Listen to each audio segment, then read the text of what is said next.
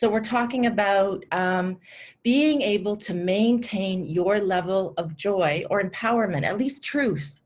At least now we're realizing, as we've been talking over the coming weeks, oh, my board's going to fall, that what we're trying to get to is at least that we're living our truth. We're living in truth. We're not living lies. We're not living in the lower levels of consciousness, which are pride. That's not your truth. That's going to get you towards your truth. Or anger. That's not your truth. But you can't actually get to your truth if you're down in a low level without moving through it. So if we were talking about, how do you, realizing that empowerment equals choice, and that you always do get to choose. You always get to choose how you're going to show up. You always get to choose. Even when you think you have no choice, you still have a choice. And that's what we're teaching our clients, is that when you're down in a low level, and it might be that you were victimized, something horrible happened, someone you love passed, something that's like beyond your control, how do you stay living in your truth of who you are? Well, that's the quest. That is what empowerment is that things are going to happen to every human being. It might be abuse. It might be a terrible childhood. It might be a parent that's a raging alcoholic.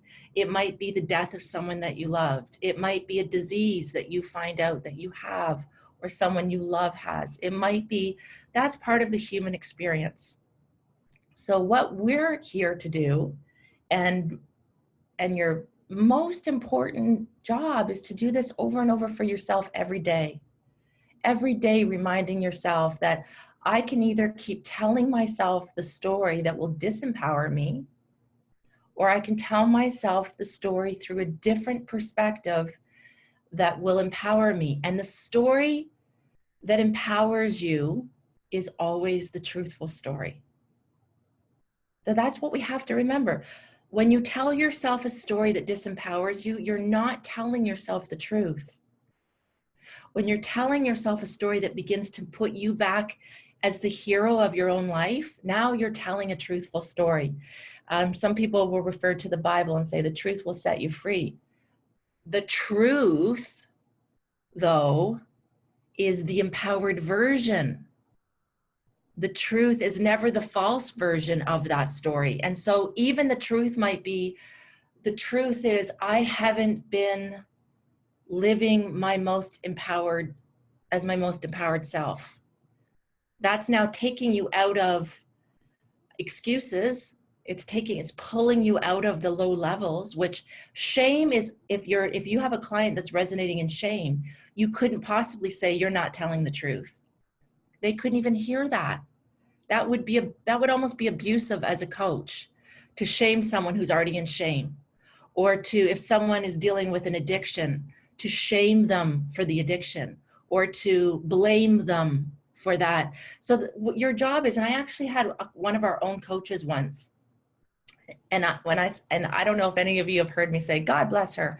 When I was down in Charleston not that long ago, and I said something about God bless her, my publicist who's down there, and she's from she's from North Carolina, and she's a hoot, and she's really funny, and she's traveled all over the world. She goes, when you say God bless you, that's, God bless her, that's actually like a put down. Did you know? Like, not a put down, but you're really saying is, she's a lunatic. God bless her anyways. Now let's get on with talking about her. But there was a point I was going to tell you. Oh my gosh, South Carolina, God bless her. Who was I just going to say? I was going to say God bless her about somebody, one of my students. So one of my students said, you can't help anybody unless they want to be helped. And she wrote it on my Facebook wall, So I'm a little bit funny, because I always expect my students to have respect for me and don't write anything that will, but I have a couple students that always love to challenge me. And I realized it's not personal. It's their personalities. They're a know-it-all like I am. So I'm just like her. I'm just like her. I'm just like her. Remember, that's your trigger exercise. When someone really pisses you off, you're like, oh my God, they're triggering a part of me. So I'm a know-it-all. So I wrote this really nice blog about what we do in empowerment, and we try to help people. And then my own student writes, well, you can't help anybody unless they want to help themselves. So I always try to get Isabella to weigh in. I kind of do like, well, Our job is to get them ready. Our job is to get them ready for change. Because if our job is only to help people that are ready for change, there's a lot of people that are coming to you that aren't ready yet, but they want change, because change has a series.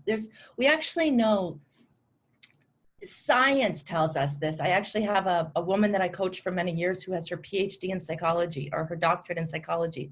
And her thesis was on change. And there are stages to change. So there is the thinking about changing. And that's as important part of change as change. There's the thinking about changing. And then there's the thinking about changing. And then there's, I think I'm going to do it. And then there's the actual action step of change. But the thinking about is just as important as the moment they say, I'm ready. Our job is often, we have somebody that comes in and says, they don't actually say, I'm thinking about making a change. They don't say, I'm thinking about going on a diet. They don't come in and go, I'm thinking about quitting drinking. I'm thinking about leaving him. But that's actually where a lot of them are at. That's why they're in the lower levels right now, because they're coming to, because they do want change. But if they knew what to do, they do it. If they knew what to do and they were actually ready to do it, they do it. Because that's where truth starts, courage. You finally have the courage to make change. You finally have the courage to take action. So that's why when someone comes to me, they're in fear, I would say, this is not the time to take action. You're in fear right now. I wouldn't say you're in fear right now, don't take action.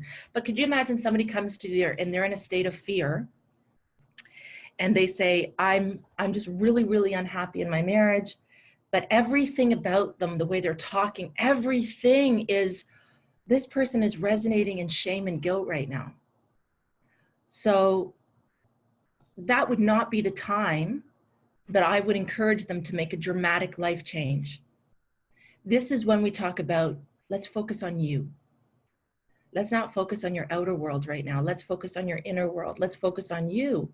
Let's focus on getting you to the point that you feel strong and you feel ready and you feel able and you feel capable to put that to-do list together and to actually check off the first line, right? We actually have to get them up to desire, to actually really think about what you really want.